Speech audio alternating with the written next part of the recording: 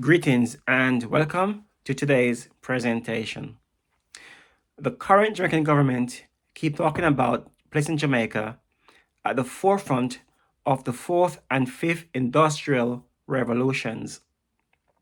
However, with Jamaica not being able to feed itself through its local agricultural produce, meaning that Jamaica is not yet at the first industrial revolution levels.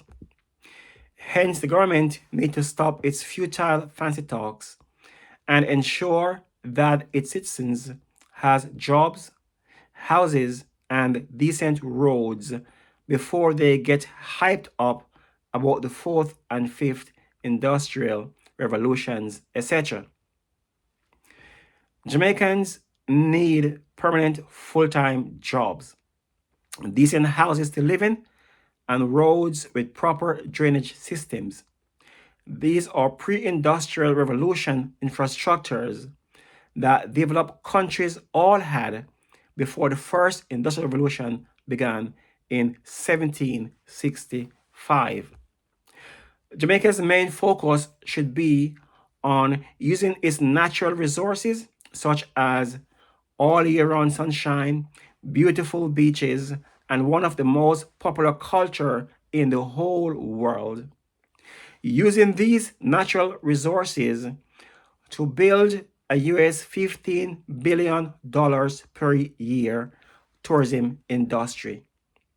This should be the government's priority, of which US 10 billion should be strategically placed around Jamaica near areas with high unemployment rates, all paid for by foreign direct investments.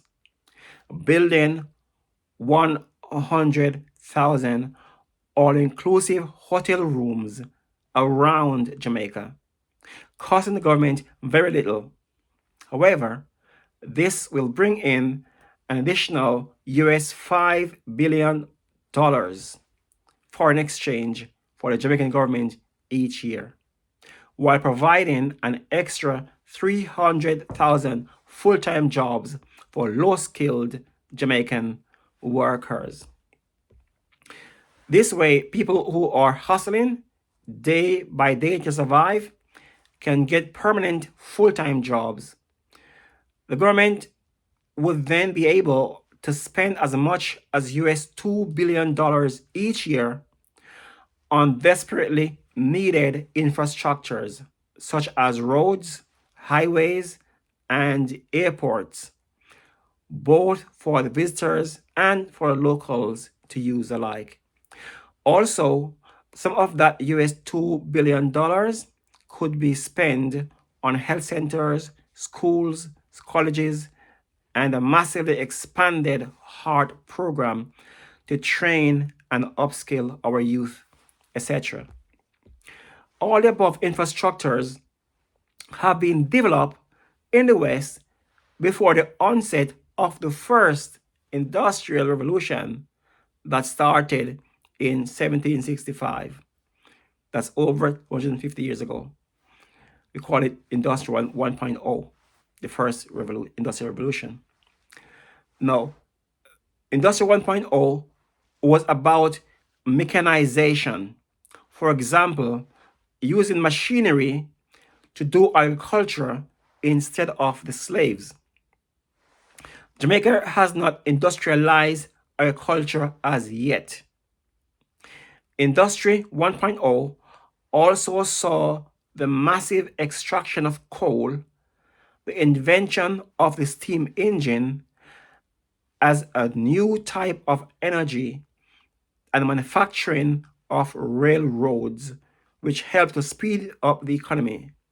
Now, Jamaica still cannot do any of the above without outsourcing to international companies. In other words, Jamaica have not even yet started the first industrial revolution as yet. And because we are a small island, we're not expected to do that anyway. So what we need to do is to develop something suitable for Jamaica. and stop this silly talking about how Jamaica going to become a hub for the fourth industrial revolution or fifth industrial revolution. All those are fancy talk. It doesn't mean anything at all. It not suit Jamaica at all. We're too small a country for that, for those stuff. Okay. Now, likewise,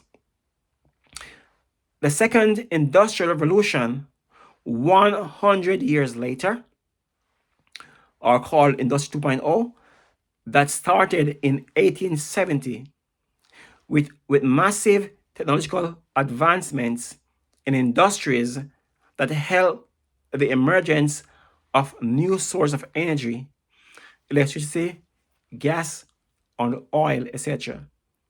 Industry 2.0 also saw the creation of the internal combustion engine reach its full potential. Also, the automobile and the airplanes, etc. Again, Jamaica is still not able to do anything that the second industrial revolution has brought to the world. And if you can't do that, why are we going to think about 4 and 5 revolution? And this is the most important of all the four industrial revolution, the industry 2.0. Okay, which is the cars and the airplanes, all that stuff. Okay, now the third industrial revolution that started another 100 years later, in 1969, where we see the emergence of nuclear energy, electronics, telecommunications, and of course, computers. Again, Jamaica is a consumer of these products, not a manufacturer. Okay, we consume them. Hence, the Jamaican government need to place most of its focus on bringing Jamaica up to the pre-industrial revolution levels with roads, bridges, and a proper drainage system all across Jamaica to stop the flooding due to heavy rain falls. Also, proper irrigation system to rapidly increase the country's agriculture produce is needed.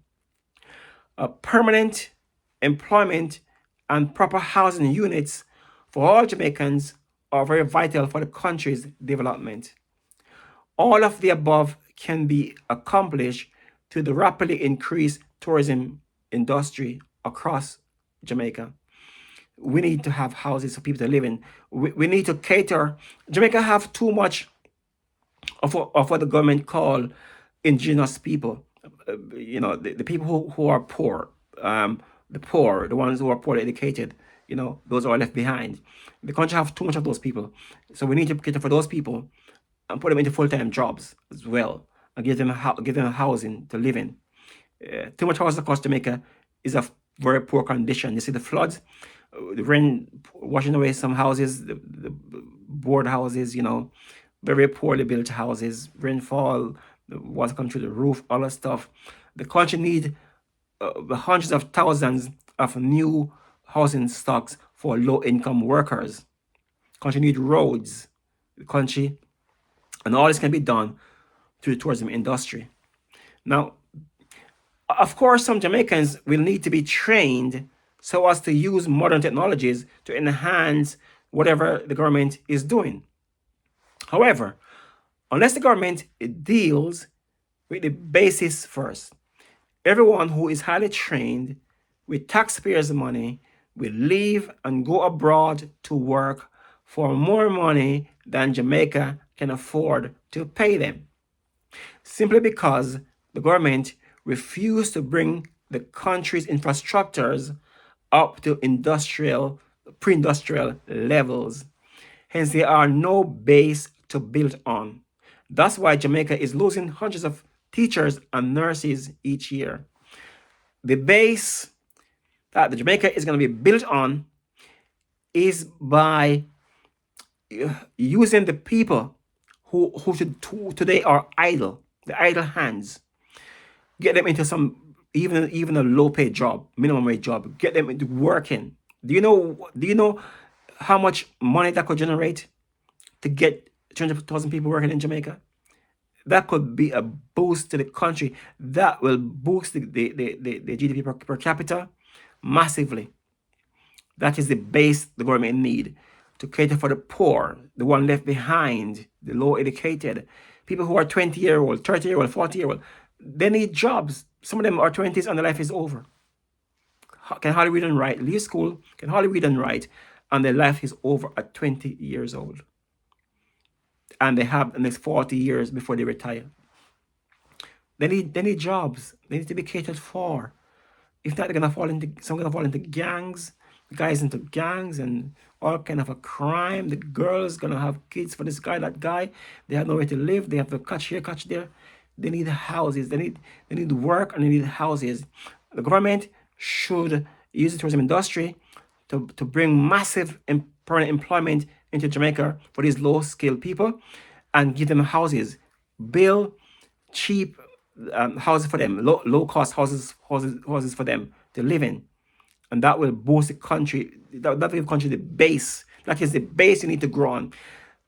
The countries who are industrialized, they have this base before the industrial revolution comes in. And they built on that base. Jamaica don't have a base as yet.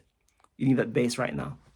Okay? Now, so first, focus on bringing 300,000 poorly educated idle hands and day-to-day hustlers into permanent employment through a rapidly increased, strategically placed tourism industry. This will generate the income for the government to start increasing salaries of the teachers and nurses by 10% every year for the next 10 to 20 years and beyond. People will then be proud to stay in Jamaica and work rather than migrating to work abroad just so that they can have roof over their heads. Okay, I will leave my notes in the comment section and some in the description section as well, for you to have a look at, and you can participate in the question and answers as well, and we go from there. Okay, so thanks for watching this video. Support this channel. Please click on the subscribe button, share this video, and leave your comments below. God bless you. God bless our Prime Minister. God bless the Jamaican Parliament, and God bless Jamaica. Until my next video, peace.